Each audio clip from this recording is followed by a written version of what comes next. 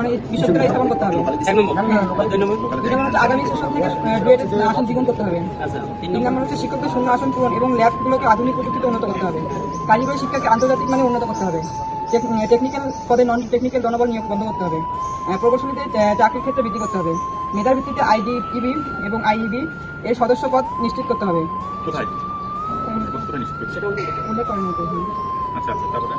বেসরকারি পর্যায়ে নিয়োগের ক্ষেত্রে সরকারি নিয়ম অনুযায়ী বেতন স্কেল কার্যক্রম করতে হবে। বেসরকারি চাকরির ক্ষেত্রে সময়সীমা বাড়াতে হবে। ইঞ্জিনিয়ারের উদ্যোক্তা হওয়ার জন্য স্বল্প মুনাফার ঋণ প্রদানের ব্যবস্থা করতে হবে।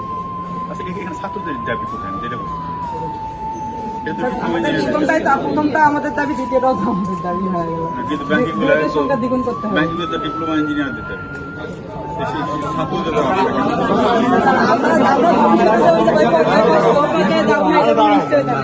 আমি তোমাদের লোক, আমি তোমাদের পক্ষে, আমি আইডিবি লোককে বলতেছি যে